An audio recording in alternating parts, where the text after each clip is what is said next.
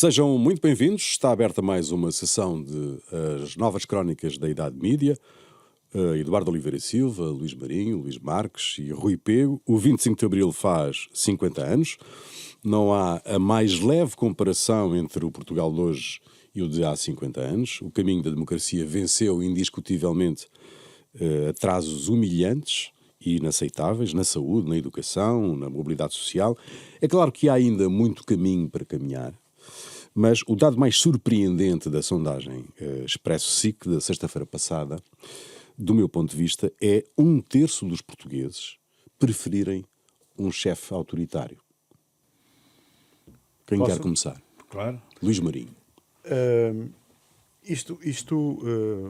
Indo direto ao assunto, e já tínhamos aqui falado disto em programas anteriores, revela um bocadinho a votação no Chega.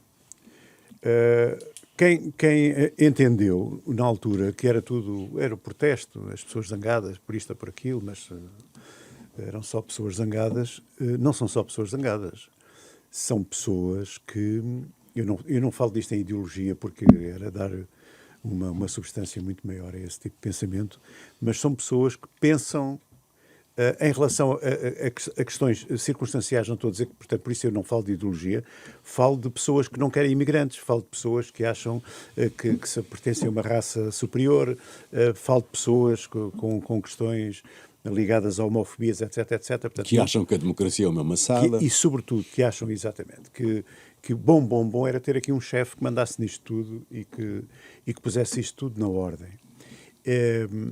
Portanto, este resultado da sondagem só é surpreendente para quem andou a pensar, de facto, que somos todos amigos da democracia, mas às vezes estamos um bocadinho zangados e é por isso que votamos em partidos que não querem, pelo menos, não estou a dizer, não vou para fascismos e coisas desse género, mas são partidos que se tomarem conta do poder vão subverter claramente o regime democrático, com o apoio, como estamos aqui a ver, pelo menos de 25% da população. Coisa que me parece... 34%. Desculpa, 34%. Coisa que começa a ser de veras preocupante. Luís Marques? O número, o dado é preocupante, claro, é sempre preocupante, mas também resulta de enfim, concordo com parte daquilo que o Luís disse, mas quero sublinhar o seguinte: a democracia é, por natureza, um regime instável, que gera alguma desordem, alguma confusão, precisamente porque há muito confronto, não é? Portanto, é a própria natureza do regime político. E é natural, tanto que as pessoas, em geral, preferem a estabilidade, alguma ordem, algum sentido das coisas, que a democracia nem sempre tanto favorece, nem sempre dá. Enfim, não desmerecendo e não querendo desculpar o facto de 34% das pessoas, portanto, desejarem um líder forte, penso que... Um líder forte não eleito. Não eleito, sim. Que, apesar de tudo, devemos realçar o facto de 66 preferirem, apesar de tudo, a democracia. E esse, portanto, parece-me um aspecto irrelevante. Aliás, dessa sondagem há dois elementos importantes e um preocupante na linha daquilo que o Luís estava a dizer. O primeiro dado interessante é que 60% dos portugueses acham que o 25 de Abril foi o acontecimento mais importante da nossa história, incluindo a própria independência, o que é interessante. 56% consideram que o 25 de Abril trouxe mais coisas boas do que negativas. Globalmente, isto é muito positivo para as comemorações que estamos agora a viver. Mas depois há um dado muito preocupante, e que também denota, enfim, um pouco daquilo que tem sido a nossa história, tanto dos últimos 100 anos, 50 mais os outros 48 anteriores, é que, questionados sobre que personalidades destacam nestes 50 anos, 16% citam Salazar, 15% citam Salgueiro Maia e apenas 6% citam Mário Soares. Isto sim é preocupante também. Eduardo Oliveira e Silva. Eu concordo em geral com tudo o que foi dito. A questão do não eleito é que é realmente preocupante, porque lideranças fortes são desejáveis em democracia. E nós verificamos que o nosso sistema democrático apresenta muitas fragilidades, muitas contradições entre aquilo que é o propósito da chefia, da liderança, e aquilo que é o resultado, com sempre uma sistemática vaga de contestação a tudo aquilo que se decide. Portanto, eu penso que, do ponto de vista do exercício que o Expresso faz com a sondagem, eu diria que os portugueses querem, não é propriamente um líder não eleito, é a minha leitura, querem lideranças fortes, eleitas e que levem as coisas por diante. Lideranças fortes no sentido de autoritárias, não é? Foi a minha interpretação. Eduardo, eu lembro que a pergunta era preferível que tivéssemos um líder forte que não tivesse de se preocupar com o Parlamento nem com eleições. Sim, mas eu percebo. Não é uma liderança forte no sentido de ser afirmativo, claro. mobilizador. Exatamente. Em democracia, por isso é que eu acho que a formulação da pergunta a mim faz um bocado de confusão, mas enfim. Sim. Mas um aspecto que é preocupante é que os 50 anos de democracia não geraram um líder incontestável, não é? Não, pois não, não. Isso é um ponto preocupante. Podíamos dizer, o Mário Soares tinha aqui ser incontroverso, 30%, ou o Sá Carneiro, ou o General Yanes. Mas a verdade é que não está aqui nenhum, que é até um pouco extraordinário, que dos líderes democráticos desta lista, o segundo seja o Salgueiro Maia, que tem um papel relativamente importante, mas não tão decisivo em toda a história. É a palavra certa. O 25 de Abril foi, indiscutivelmente, um momento fundador da democracia, mas o 25 de Novembro recuperou o espírito de 25 de Abril. E há sempre uma polémica em torno das duas datas, não é? Há quem defenda uma data e não a outra, sendo que elas são, efetivamente, do ponto de vista histórico, complementares. Pareceu-me um despropósito, por exemplo, o Nuno Melo ir ao Congresso do CDS, do seu próprio partido, anunciar aquilo que o Governo tinha decidido, ou que terá decidido fazer uma comissão para a comemoração do 25 de Novembro. Do meu ponto de pareceu-me um despropósito absoluto. Sim, sim, eu concordo com isso. Acho que não tomou as pastilhas e disse aquilo. Portanto, aquilo não faz sentido nenhum. Deve tomar, quem diz uma coisa daquelas é porque se esqueceu de tomar as pastilhas. Aquilo não faz sentido nenhum ser anunciado num fórum, ainda por cima do CDS, porque que é um partido manifestamente colado ao 25 de novembro, não é? E muito bem. Portanto, é um despropósito. O 25 de novembro é uma data complementar, como disse o General Yanes, ao 25 de abril. É uma data em que se repõe uma determinada normalidade, em que se acabam com os excessos. Esses excessos também se podiam perceber, mas não compete ao líder do CDS, ainda por cima com aquela fantástica produção de 2 deputados, andar a anunciar coisas em nome do Governo. Acho ridículo. Naquele fórum, sobretudo. Sim. Bom, o Congresso do CDS revelou o pouco peso, ou praticamente nenhum peso, do partido na sociedade portuguesa, porque dali não saiu nada. É extraordinário. Podia ter saído alguma ideia, algum projeto, alguma coisa que iluminasse um pouco a luz nesta área da direita portuguesa, e dali não saiu nada, como não tem saído, aliás, nos últimos anos. Não se percebe muito bem o que é o CDS, que espaço é o que ocupa.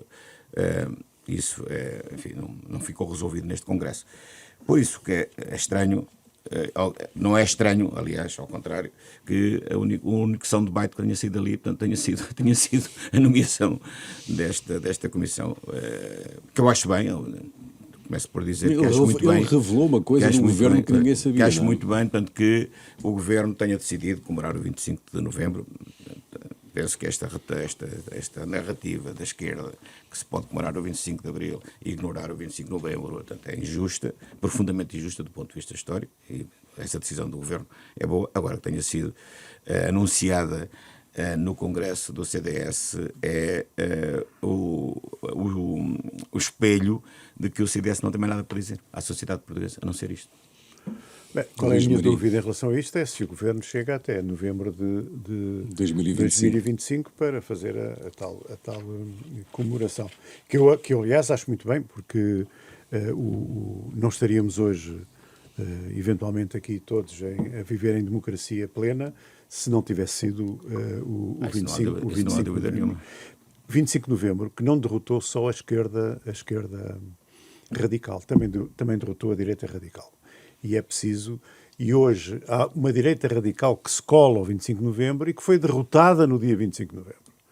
Não nos esquecemos do discurso de Melo Antunes, quando diz o Partido Comunista Português é essencial ao processo democrático e à nossa democracia. Evitou o revanchismo. Evitou que, aliás, a esquerda mais radical na altura, personificada por militares como Major Tomé. Da direita dos comandos, desculpa lá agora, não me lembro. Jaime Neves, que queria, que aliás há aquela declaração dele a dizer: não estamos satisfeitos, meu general. E portanto queriam obviamente ir mais longe, e uma das ideias era exatamente terminar com ilegalizar o Partido Comunista Português, coisa que não aconteceu. Portanto, cola-se muito hoje que, de facto, há uma esquerda radical que é absolutamente derrotada e bem, mas há também uma direita radical que é derrotada no 25 de novembro. Portanto, a democracia tal qual a conhecemos hoje é fruto do 25 de novembro, excluindo a direita radical, e a esquerda radical foi derrotada. Depois adaptou-se, digamos, ao processo muito democrático, coisa que não estava muito nas ideias da altura. Eduardo. É verdade isso, Luís, e estou de acordo contigo. Luís Marques. Mas é preciso sublinhar que a oposição às comemorações do 25 de novembro não vem dessa direita radical, mas vem da esquerda radical. Não, exato. E vem de uma cumplicidade absolutamente inadmissível do Partido Socialista com essa esquerda radical. Também. Acho inaceitável que o Partido Socialista, que foi o líder da contestação a essa esquerda radical, Sim, hoje não. que teve um líder, e nós estivemos lá, vimos a coragem do Mário Soares a enfrentar, portanto, esses radicais que metiam o Partido Comunista. É preciso dizê-lo de forma muito clara, embora haja aqui uma nuvem que tenta retirar o Partido Comunista do centro desse golpe. Mas o Partido Comunista esteve lá, retirou-se à última hora porque percebeu que não ia ter sucesso, e não é possível ignorar que o Partido Socialista, e em particular o Mário Soares, tiveram um papel determinante nesse combate. E agora, ver o Partido Socialista a escamotear esta realidade, a fugir a esta realidade, e não ser ele próprio campeão, tanto das comemorações do 25 de novembro, é algo que faz muita confusão à minha cabeça, em particular a minha, e provavelmente a muitos outros, porque foi uma batalha decisiva para o regime democrático tal como nós o vivemos atualmente. Eduardo Oliveira Foi, Silva. aliás, o Mário Soares que impulsionou os próprios militares a tomarem decisões, enfim, a irem para o confronto. Quer dizer, o Soares foi o motor, porque ele dinamizou a sociedade. Mobilizou a sociedade. Por acaso, tenho dúvidas se ele mobilizou os militares, mas... Não, eu estou a dizer é que eles sentiram que havia na população... Sem dúvida. Claro, que havia apoio. Que havia senão as coisas se calhar não claro apoio, assim. Claro que sim. A Fonte Luminosa foram coisas brutais. Não? Claro. Muito bem, nós temos falado aqui várias vezes da necessidade de os comentadores, designadamente comentadores televisivos, porque hoje o espaço público joga-se muito ali, define-se muito ali, fazerem declarações de interesse quando tomam lugar numa tribuna qualquer que ela seja, para que os cidadãos possam perceber quem é aquela pessoa, de onde é que vem, quais são os seus interesses, o que é que pretende. E agora batemos de frente contra uma decisão da Aliança Democrática de levar na lista para as eleições europeias, como cabeça de lista, o Bugalho, Sebastião Bugalho, que até há 5 minutos era comentador da SIC e da SIC Notícias. Como é que vocês olharam para esta mudança de campo? Bom, não é o primeiro nem será o último jornalista a passar para o domínio da atividade política. Para mim faz muita espécie. Muitos destes movimentos, sobretudo o movimento de vai e torna, daqueles que vão e depois regressam, muitas vezes para as mesmas funções que exerciam anteriormente, sem haver nenhum, em muitos casos, quase sem haver período de nojo, ou sem haver, portanto, uma alteração do estatuto desses profissionais. Neste caso, bom, isto é um bom negócio, entre aspas, para o Sebastião Bugalho, que será deputado do Parlamento Europeu. Vamos ver se é um bom negócio para a AD e só o saberemos no dia das eleições. Se a AD ganhar, foi excelente a decisão. Se a AD perder, ficar em segundo, é má. Se ficar em terceiro, é péssimo. Portanto, esse é, que é aquilo que é o julgamento que os portugueses vão fazer esta decisão, tanto do presidente do PSD.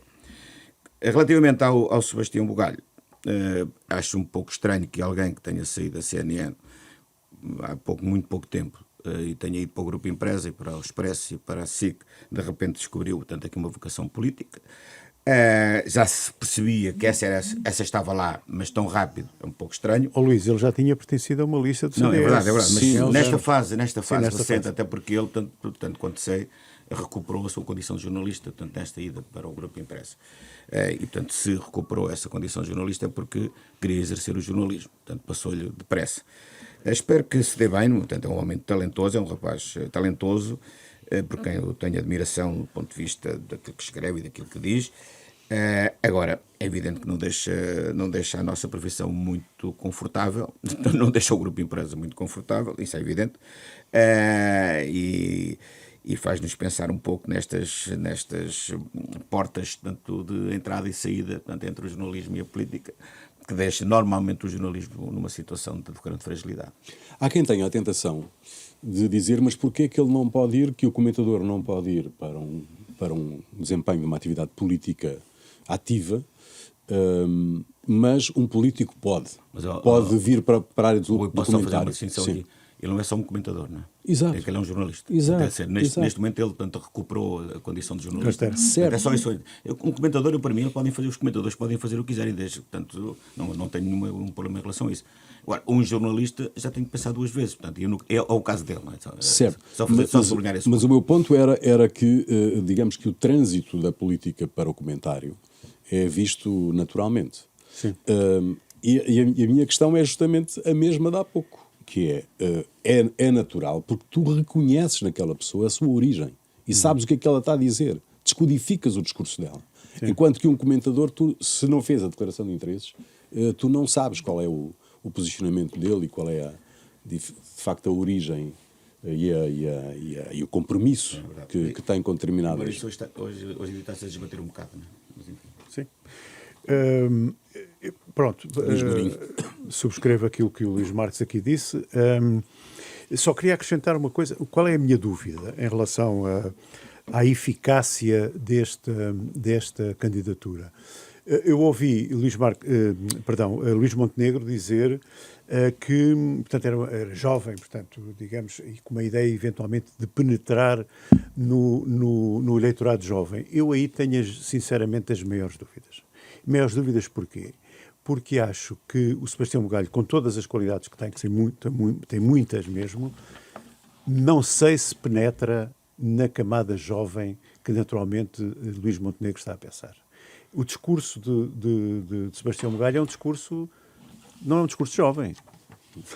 Também não estou a chamar um discurso velho, mas não é um discurso jovem. É um discurso tradicional, não há ali nada que me leve, se eu tivesse 20 anos, ou 18 ou 19, a achar que estava ali o meu candidato. Não há disrupção, como disse o Montenegro. Não. Qual é a vantagem do Sebastião? É ter 28 anos ou 29. 29 de facto. 29. Naturalmente temos todos um bocadinho de inveja disso, mas em termos... Já tivemos. Em relação ao discurso em si, não vejo que haja ali nenhuma juventude. Quer dizer, que não é uma inteligência, não é? É muito, sinceramente inteligente. Pode ser um motivo de exemplo. Um pensamento estruturado, não é? Pode ser ali os jovens olharem e dizer, se ele lá chegou, eu também posso. Sim. Se ele chegou lá com um tipo inteligente que estuda, atenção, eu não estou a desvalorizar, nem pouco mais ou menos, as capacidades do Sebastião, não é? Que são muitas. Mas, naturalmente, ele pode servir até de exemplo das pessoas, dos jovens dizerem assim, se ele lá chegou, eu também posso, se me esforçar, se estudar, como aliás ele faz, trabalhar, etc, etc. Agora, em termos de discurso, de ser ali um discurso disruptivo, um discurso que capte jovens, sinceramente não vejo por ali. E pronto, é só isto. Eduardo Oliveira e Silva. Há duas reflexões. Uma delas, eu penso que nós deveríamos talvez ver, no fundo também ele apiou o Rui Moreira, não é? Que era suposto, estava anunciadíssimo. Pelo Luís Marques Mendes. Não sei, toda a gente... É a segunda vez que erra. Exato. Estamos à Coitado espera do do Luís próximo, Marques Mendes. estamos à espera do próximo programa. Mas pronto, mas também não se enganou assim tanto, toda a gente achava que era aquilo que era Pois, a solução. mas enganou-se. E Esse é que é o portanto, problema. pronto, ok, enganou-se. Mas não deve. E faz-me está certo, está certo. E faz, portanto, impressão aquilo que aconteceu relativamente ao Rui Moreira e estes anúncios. Mas há um ponto em que eu agora vou ignorar o bugalho e dizer isto é uma espécie de Big Brother da política, porque vai-se buscar quem for mais popular. É o bugalho, é aquela a rapariga do ADN, agora não me lembro o nome. Amaral Dias. Joana Amaral Dias, que era da ADN, mas pelos vistos que o Luís Marques Montia dizia e bem que afinal já é tarde, porque já a AD também já mudou de nome, portanto se calhar já não lhe vai correr tão bem. Exatamente. E, portanto, há aqui uma lógica política. A própria Marta Temido é apresentada pelo Partido Socialista porque é um produto de grande consumo para muita gente. No entanto, muito bem o Pedro Nuno Santos, que correu com a tralha do António Costa e com a Socrática também, pelo menos é tudo novo, não é? Nesse aspecto. E, portanto, eu acho que há aqui uma referência. Eu pensaria num António Vitorino, num Poiares Maduro, que são aquelas pessoas que são pensadas para tudo e não são convidadas para nada, não é? E, portanto, acho que é um oportunismo, digamos, mediático que foram buscar, sem embargo, do bugalho ter um ótimo pensamento e tal, mas número 2, número 3 eu não me gostava a querer. Agora, número 1, realmente parece-me um bocadinho estranho desse ponto de vista. E isso, no outro dia eu estava a pensar, se a eleição para secretário-geral da ONU fosse a nível mundial, o Luís Montenegro convidava o Ronaldo. Porque é o português mais popular, tínhamos ali, não sei... Eventualmente. 1.000 milhões de votos garantidinhos. Sim. Acho eu. Se a Argentina não convocasse o provas. Se a Argentina indicasse o Messi, a coisa ia ser mais difícil. Mas estou a ver o meu Sim, propósito, quer dizer, eu acho que não se pode mediatizar tudo e acho que eu concordo, acho que é muito bom e tal, mas não gosto do processo. Mas, Eduardo, eu se acho é que bom isto... ou não, vamos ver no dia das eleições. Isto aqui é como no futebol. Se correr bem, o Montenegro é um gênio. Se correr mal, é um malandro. Mas não depois veremos se temos um bom líder ou um mau líder. É porque, olha, não vou falar do Nuno Melo no Parlamento Europeu. Mas o Sebastião Mogado não vai liderar nada. Vai ser Ele vai ser no Parlamento Europeu, vai ser mais um deputado. É mais Pode ter algum destaque, evidente. Sim, vai ter, porque era o cabeça de lista. É óbvio que para ele é bom. Vai ter, portanto, vai iniciar ele tem 29 anos. Eu acho que é bom para o Coutinho de Figueiredo, sobretudo. Mas para ele vai ser bom, para a carreira dele vai ser bom. Agora, para o PSD e para a AD, vamos ver no dia das eleições. Não é? Como é óbvio, não é? Estas eleições... Agora, só quando abrimos o melão... Há um aspecto que é relevante e que... Vamos lá ver se não vai ser um grande melão. Eduardo referiu.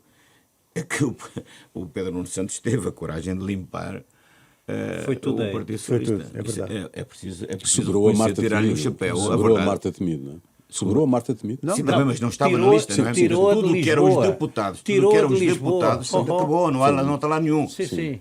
Dizem que o Parlamento Europeu está estupefacto com a situação, não é? Vem no jornal. Mas olha, se é assim, Chapou. chapou ao Pedro Nuno Santos, conseguiu, sem fazer nada, conseguiu chocar o próprio Parlamento Europeu. Coisa que não deve ser fácil. Não é Fácil, fácil. Já Aliás, estão habituados a muita havia coisa. lá alguns deputados que já estavam lá para não sei quanto tempo, já ninguém sabia que os gajos lá estavam, mas ainda continuavam lá, não é? E isso realmente é preciso ter coragem. Não há lugares cativos no PS do Pedro Muito Nuno bem, Santos. muito bem. Certamente. Muito bem. É assim, é como o Ruben Amorim. É como com o Ruben Amorim. exatamente. Não há lugares cativos. Bom, mas nós temos assistido nos últimos dias, semanas, a novos talentos dos comentadores. Por exemplo, antes de se anunciar e de se saber que o Sebastião Bugalho era cabeça de lista pela AD, eu vi-o a entrevistar o Moedas no lançamento do livro e achei estranhíssimo como é que o Sebastião Bugalho, que é comentador, está ali a entrevistar o Carlos Moedas no lançamento do livro. Pareceu-me estranho. Mas não é o que o Luís está a dizer. Ele readquiriu a carteira de jornalista, não é? Portanto, ele era jornalista da SIC. Exato. Não era só comentador, não é? Mais Não, me dás não, razão. não, Mais me dás ele- razão. Sendo que o Marcos Mendes, por exemplo, agora também entrevista, não é? Porque nós assistimos. E também dá notícias, portanto. Sim, isso foi na SIC com os generalianos, não é? Eu vi, assisti e devo dizer que não gostei do que aconteceu e do que vi. E vou dizer porquê. Porque eu acho que ficou tudo mal à vontade. O Luís Marcos Mendes num papel... Porque podia ter sido uma conversa, mas não, aquilo foi conduzido um bocado como uma entrevista. O Luís Marcos Mendes estava desconfortável, a Clara de Sousa estava desconfortável, quem estava mais confortável era o Presidente Eanes. Sim, mas o próprio Eanes também não me Que, aliás, pareceu fez muito uma magnífica confortável. mensagem final. Sim, sem dúvida. E já agora aproveito, não sei se queriam falar disso, para dizer que a SIC fez aquilo que tratou o general Eanes com a dignidade que ele deve ser tratado, coisa que a RTP não fez, ao entrevistá-lo por uma jornalista chamada Fátima Campos Ferreira, que, enfim, se alguém é conhecido é ela, e que meteram a entrevista debaixo de um jogo de futebol. Já tiraste o meu enigma. Que está... é? Não, tudo bem, tudo bem. Então, tudo bem. e eu acho isso absolutamente deplorável e prova bem a prova que Nós já vamos à RTP daqui a Pronto, bocado. eu peço desculpa. Não, tudo bem, mas gostava de ouvir o Luís Marinho e o Luís Marques sobre isto, do Marcos Mendes a entrevistar o general Eanes. Quer dizer, nós, vamos lá ver, nós habituámos, eu acho, a única coisa que falta, eu acho que devia ser, fica já aqui a proposta, era atribuir uma carteira profissional honoris causa ao Dr. Marcos Mendes, porque ele dá notícias, os jornais da SIC utilizam quer os comentários dele como notícia, quer as próprias notícias que ele dá, e se ele dá notícias é bem, algumas passam ao lado, mas paciência, também aconteceu a todos, de certeza, ao longo da nossa carreira. Portanto, ele também fazer entrevistas é uma nova fase da carreira dele. Quer dizer, não me parece que isso seja uma coisa muito extraordinária, porque o que me parece é que ele está a gostar. O Dr. Marcos Mendes está a gostar da forma como ele é conduzido, entre aspas, mas apesar de tudo, como ele conduz o espaço dele. Tem bastante audiência, portanto, eu não sei que caminho ele quer fazer, se quer fazer um caminho parecido. Pois, ele quer fazer, às tantas, um caminho parecido com o que... Não estou a inventar nada. Com o que fez, mas esse ao longo de muitos anos, o Presidente Marcelo. Ele já disse isso, não é? Se ele quer fazer esse caminho assim, é legítimo. E o que nós estamos a ver, e hoje estávamos aqui a falar do Sebastião Bugalho, é que a coisa funciona. Portanto, Mas o que me surpreendeu mais ali foi que as perguntas dele, curiosamente, não tinham nada de surpreendente. Quer dizer, não, aquilo era uma conversa. Estava tudo mal à vontade, é o que eu digo. Foi um ato falhado, não é? Eu também acho. É evidente que é um ato falhado. Também acho. Tanto que não faz sentido nenhum, não é? Se ele, a entrevista, tanto ao Ramalhianos, ao Presidente Ramalhianos, é bom dizê-lo, dessa forma, devia ter sido feito pela Clara Sousa. Não faz sentido nenhum. meter o Ramalhianos no programa do Marcos Mendes. Sim, foi em acertar ali uma coisa, não é? Não faz o mínimo sentido. Não sei No espaço de comentário. se quem foi a ideia, se foi o próprio Ramalhianos, se foi o Marcos Mendes, quem foi a ideia, mas manifestamente não foi uma boa ideia. Dos generalianos não me parece que tenha sido. Não, também não me parece que sim, não me parece. Mas enfim, não foi uma boa ideia, o momento não foi feliz, embora tenha dado visibilidade ao Ramalhianos, ao contrário do que a RTP fez. E aí o Eduardo tem toda a razão. E o Ramalhianos merece isso, porque diz coisas importantes, começa logo por aí. Não só pelo facto de ele ter sido quem foi e a importância que tem na história destes 50 anos, mas por aquilo que diz, porque ele ainda está lúcido, pensa bem, e eu posso dizer isso porque recentemente falei com ele e constatei que, ao contrário até daquilo que eu, da expectativa que eu tinha, não é? Está com uma excelente cabeça. Está com uma excelente cabeça, está claríssimo, claro, sem dúvida nenhuma, portanto, relativamente àquilo que é a sua sanidade mental. Enfim, muito bem. E, portanto, ele merece tanto o protagonismo que teve, que tem e que espero que continue a ter. Agora, outra coisa é em relação àquilo que é o tipo de comportamento do Marcos Mendes na sua crónica. Foi um bocado suspeito, porque fui eu que o fui buscar à TVI para a SIC, não é? E bem, considero, portanto, que foi uma boa decisão. Como, aliás, se vê... Portanto, as audiências são brutais. Pelas audiências. Ele faz muito bem, ele é muito trabalhador. Portanto. Agora, o facto de dar notícias com tanta frequência com que ele faz, já tenho algumas dúvidas que ele deve entrar por esse território. Eu percebo que isso lhe tenha granjeado alguma notoriedade, isso, e ele explora isso. Pelo menos criou a expectativa. Agora, das pessoas. O problema é que depois, de vez em quando, tanto falha. Falhou só recentemente, das duas que eu reparei, falhou no nome do líder parlamentar do CDS, falhou, não disse que era o Paulo Múcio, não? E foi. Aliás, e falhou agora, portanto, no líder parlamentar, no líder da candidatura da AD ao Parlamento Europeu. Portanto, ele tem que ter um bocadinho mais de cuidado com as fontes de informação, como qualquer jornalista, sendo que ele não é jornalista.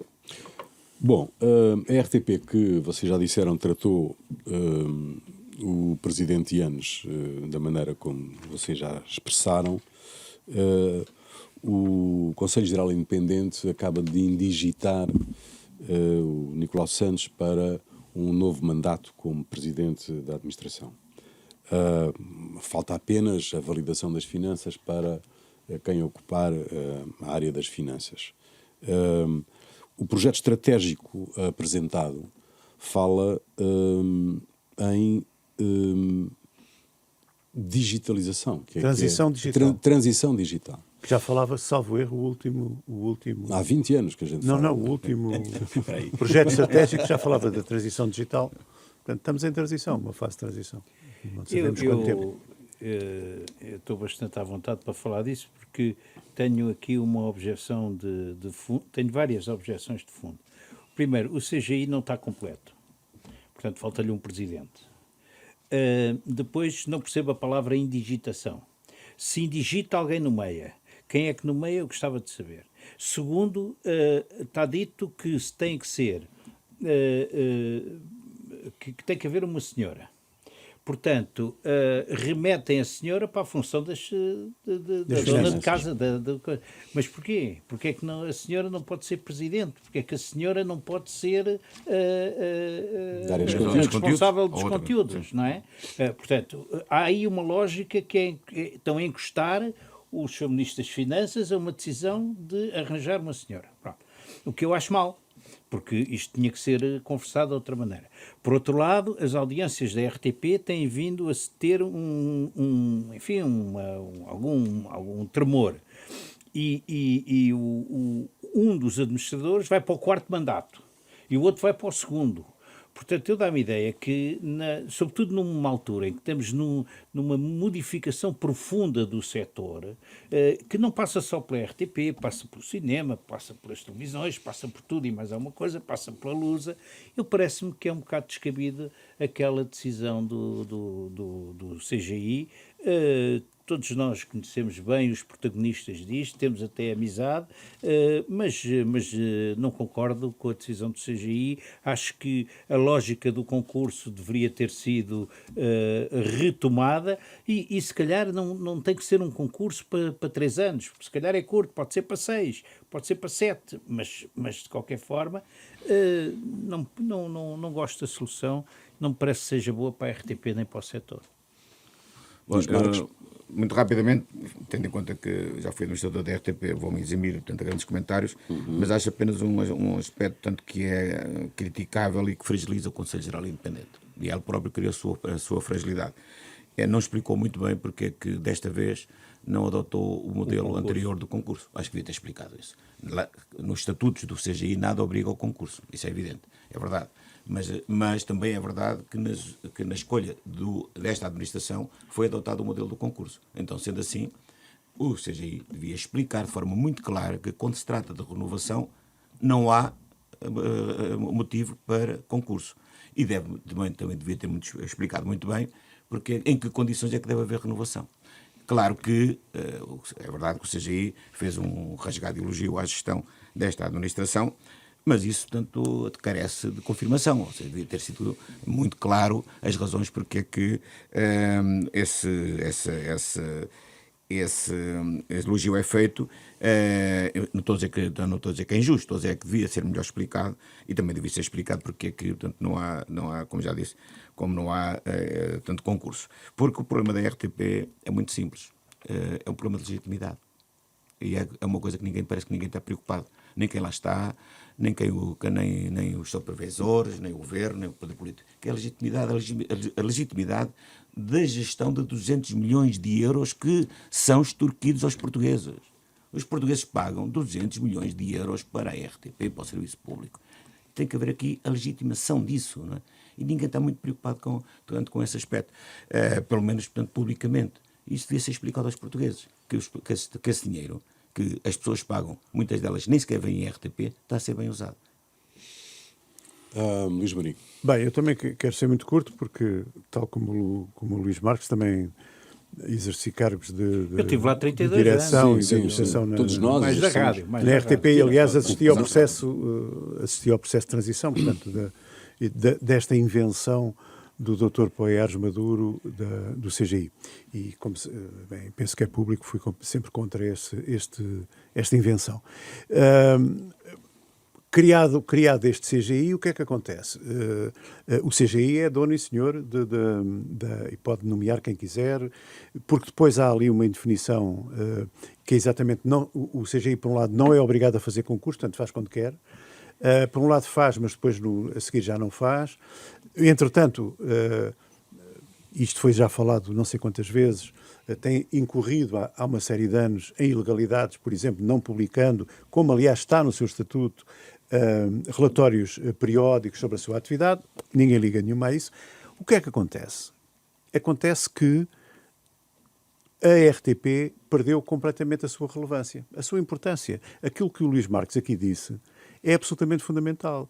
Portanto, é natural que muitos portugueses digam assim, mas porquê é que eu estou a pagar na minha fatura da luz 2 euros ou 2 euros, não sei quanto, 2 euros, para a RTP, que eu não vejo, que não me interessa nada e que me parece que anda para ali numa grande confusão. Portanto, o que acontece, isto custa-me dizer, como é evidente, porque trabalhei lá há muitos anos e tenho lá muita gente que eu considero, faz impressão que isto se passe quase num jogo, não lhe quero chamar um jogo de amigos, mas é um bocadinho...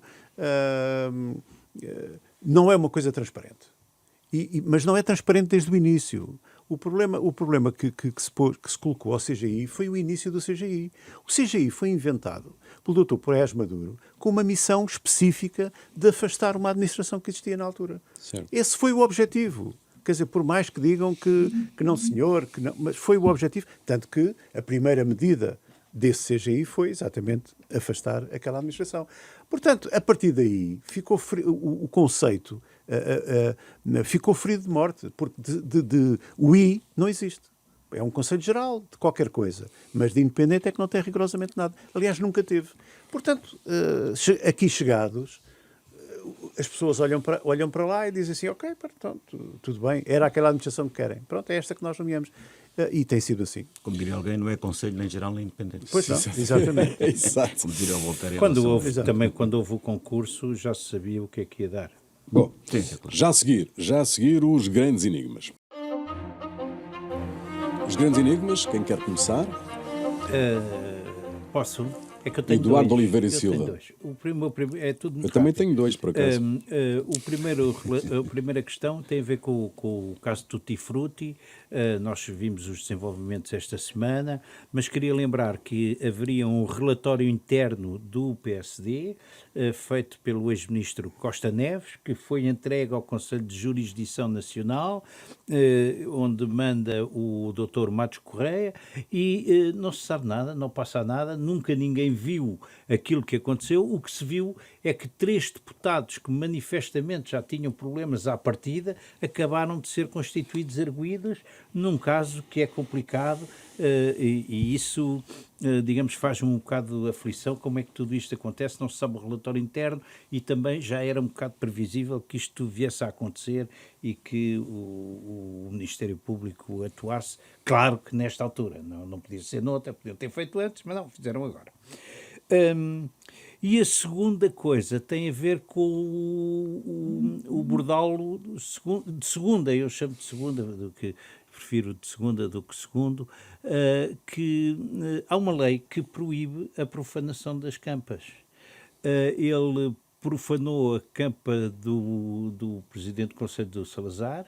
Todos nós reconhecemos que era um ditador horrível, podemos classificar tudo, mas profanar cemitérios, metendo supostas publicidades, eu acho que, existindo a lei, que se aplique, porque este bordalo, enfim, tem que haver limites para ele, não? Bom, o Chaves Estoril da última jornada da Primeira Liga acabou à estalada, como todos vimos. O Chaves, em lugar de promoção, perdia por 2-1 e alguns adeptos não aguentaram, invadiram o campo para pedir explicações ao guarda-redes Marcelo Carné e a Pedro Álvaro, do Clube da Linha de Cascais.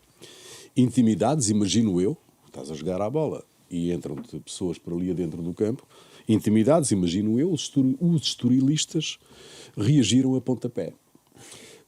O jogo esteve interrompido 20 minutos, o árbitro expulsou os 2 jogadores do Estoril, diretamente visados na invasão do campo, e o Chaves acabou por empatar a partida. Bom, Porque o jogo foi retomado sem se perceber como. Exato, o Mas jogo foi contra o retomado. Perante a perplexidade que as expulsões geraram, fui saber, e aparentemente nestes casos, numa invasão de campo, por elementos estranhos ao jogo, os jogadores devem manter-se quietos ou fugir. Exatamente. Não podem reagir. Não podem reagir. Se reagirem, São arriscam expulsos. a expulsão. Exatamente. O que é verdadeiramente extraordinário. E foi o que aconteceu. Portanto, o grande enigma são 2. Estão, então, perante a violação do seu chão sagrado e a agressividade dos adeptos, os jogadores não podem defender-se. E se o fizerem, são expulsos. Trata-se de regras de um absurdo sem tamanho que devem ser reavaliadas. E o árbitro?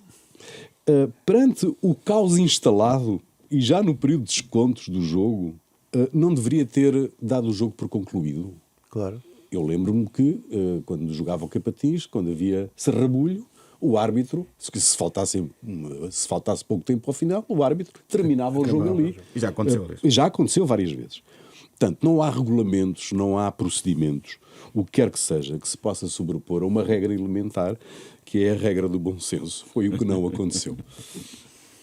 Bem, eu vou retomar a minha ideia que era é uma pergunta: quem é que está a coordenar a programação da RTP? Obviamente José Fragoso terá aqui a responsabilidade máxima, mas aliás de quem sou amigo, portanto. Mas é evidente que há aqui uma falha clara que o Eduardo já falou, a história de uma excelente entrevista feita pela Fátima Campos Ferreira, que é metida debaixo de um jogo de futebol. Portanto, obviamente não há hipótese nenhuma. Jogo de futebol, Marselha-Benfica. Marselha-Benfica, ainda por cima, portanto, sem nenhuma hipótese de audiência, que já é escassa na RTP, mas aí foi escassíssima. Mas há outra coisa, também dentro da RTP, neste caso na RTP3, que é a estreia de um documentário, que é um documentário interessante, do Paulo Dentinho, uma coisa que se chama Os Últimos Dias, portanto, em que ele retrata, através de notícias, os últimos dias do Estado Novo, e está bem feito. Na RTP3, que tem uma audiência, essa então, absolutamente, enfim, nem tenho palavras, essa é boa, irrisória, então estreiam à meia-noite. Portanto, qualquer coisa que é novo, qualquer coisa que podia despertar algum interesse, alguma curiosidade dos espectadores, é atirada para a meia-noite, mantendo aquela programação, enfim, de alguns programas, enfim, cada um gosta do que gosta, mas que, enfim, que não tem rigorosamente interesse nenhum, a manter ali toda a programação e fazerem uma estreia à meia-noite. Se isto não é distração, pelo menos alguma coisa se passa. Se isto não é serviço público, o que é que será o serviço Exatamente. Bom, Luís eu Marques. vou terminar falando de algo que vamos todos concordar que deve ser registado. Estamos a falar, está a ser gravado no dia 24 de abril. Certo. E faz hoje precisamente 50 anos. Este rapaz que está aqui à vossa frente andava à monta a fugir da polícia, portanto, nas matas, portanto, do Pinhal de Leiria. E sobreviveu, felizmente. E eu, e nós aqui, nós quatro, pertencemos a essa geração. A geração que fez a transição do 25 de Abril. Nem mais nem menos. Fomos nós estávamos lá, não é? Foi a nossa geração. Houve uma geração, várias gerações anteriores que lutaram pelo 25 de Abril, mas foi a nossa, portanto, com os 20 e tal anos que estávamos lá. E olhando para trás, e olhando para todos estes 50 anos, é quase um enigma como chegámos aqui, porque passámos tanta coisa, tivemos tantos riscos, tivemos à beira da catástrofe de novo, e 50 anos depois podermos passar o testemunho a esta nova geração que tem agora a idade que nós tínhamos há 50 anos e dizer, portanto, há aqui uma sociedade melhor, mais livre, não é perfeita, uma economia que não é perfeita, mas vocês têm um futuro que nós há 50 anos se calhar não imaginávamos que tínhamos. É, apesar de todo um motivo de orgulho, eu acho que posso comungar convosco essa satisfação. Sem dúvida. Muito bem. Dúvida. Eu até trazia aqui um poema de um amigo meu, grande sportinguista, Então vá, diz lá. mas não sei se eu sou capaz de ler isto. Sim, senhor. Diz assim: solta-se a luz ao bater das asas, namora a gaivota o inquieto tejo, ou é só desejo? Mas mesmo assim, o labirinto do amor colonizado adivinha-se nas mãos a tecer a aranha. A política hoje é muito estranha. E ainda assim, uma estrada por caminho, uma espingarda trocada por um cravo, o rebentar das águas, a revolução a engolir tantas mágoas, e ainda estávamos na rua, no lugar do 25 de Abril, 50 anos depois, estou perdido na cidade, mas ainda cantamos juntos a liberdade. Ainda e sempre. Meu amigo Carlos Grade. Muito bem. Muito bem, um abraço para ele. Muito bem, termina aqui mais uma sessão de As Novas Crónicas da Idade Mídia, um programa de Eduardo Oliveira Silva, Luís Marinho, Luís Marques e Rui Pego, produção de Marina Duarte, desenho sonoro de António Fialho, operações de emissão de Rui Ferraz, imagem de Ricardo Fortunato. Ao domingo, ao meio-dia, na Renascença, sempre à sexta-feira, ao fim da tarde, um novo episódio em rf.pt e em podcast nas plataformas habituais, ao alcance de um clique. Até para a semana.